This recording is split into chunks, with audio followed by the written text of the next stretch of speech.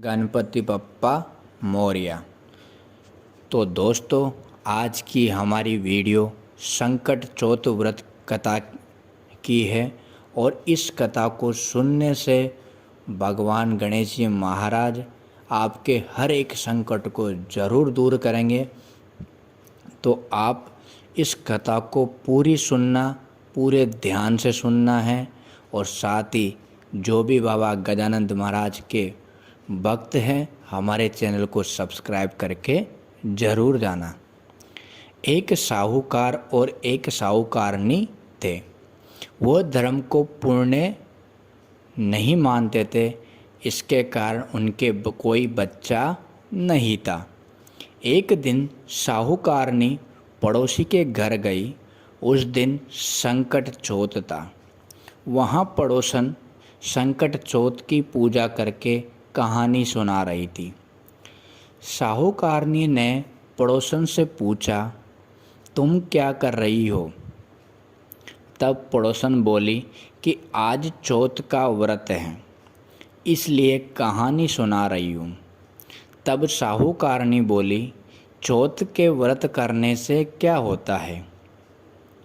तब पड़ोसन बोली, इससे करने से अन्न, धन, सुहाग, पुत्र सब मिलता है। तब साहूकारनी ने कहा, यदि मेरा गर्भ रह जाए तो मैं 1.25 सेर तिलकुट करूँगी और चौथ का व्रत करूँगी। तो दोस्तों, भगवान श्री गणेश की कृपा से साहूकारनी के गर्भ रह गया। तो वो बोली कि मेरे लड़का हो जाए तो मैं 2.5 सेर तिलकुट करूँगी। कुछ दिन बाद उसके लड़का हो गया। तो वो बोली, हे चौथ भगवान, मेरे बेटे का विवाह हो जाए तो 5.25 सेर का तिलकुट करूँगी।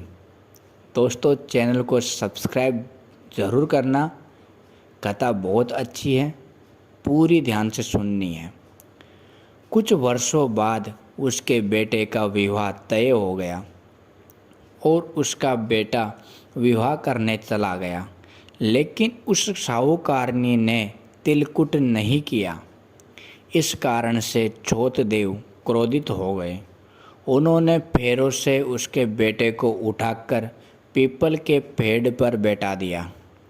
सभी वर को खोजने लगे पर वो नहीं मिला।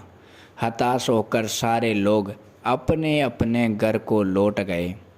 इधर जिस लड़की से साहूकारनी के लड़के का विवाह होने वाला था, वो अपनी सहेलियों के साथ गणगौर पूजने के लिए जंगल में दूब लेने गई। तभी रास्ते में पीपल के पेड़ से आवाज़ आई, ओ मेरी अर्ध ब्याई। ये बात सुनकर जब लड़की घर आई, उसके बाद वो धीरे धीरे सूखकर कांटा होने लगी। एक दिन लड़की की माँ ने कहा, मैं तुम्हें अच्छा खिलाती हूँ, अच्छा पहनाती हूँ, फिर भी तू सूखती जा रही है, ऐसा क्यों?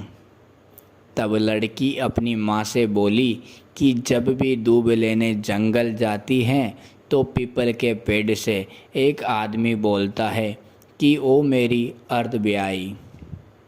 उसने मेहंदी लगा रखी है और सेहरा भी बांध रखा है। तब उसकी माँ ने पीपल के पेड़ के पास जाकर देखा, ये तो उसका जमाई ही है। तब उसकी माँ ने जमाई से कहा, यहाँ क्यों बैठे हैं?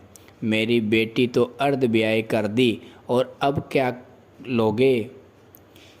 साहूकारनी का बेटा बोला, मेरी माँ ने चौथ का तिलकुट बोला था लेकिन नहीं किया, इसलिए चौथ माता ने नाराज़ होकर यहाँ बैठा दिया। ये सुनकर उस लड़की की माँ साहूकारनी के घर गई और उससे पूछा कि तुमने संकट चौथ का कुछ बोला है क्या?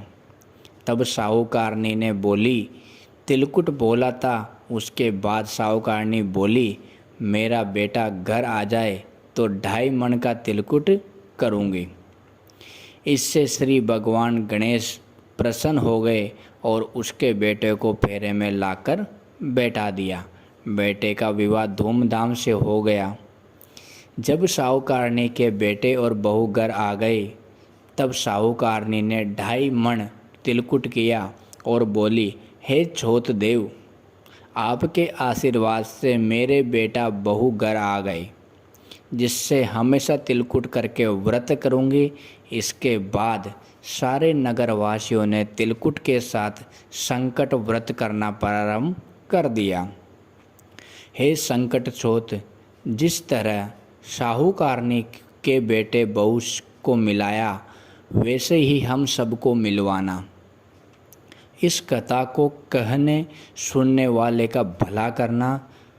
और साथ ही दोस्तों, कथा अच्छी लगी तो हमारे चैनल को ज़रूर सब्सक्राइब करना।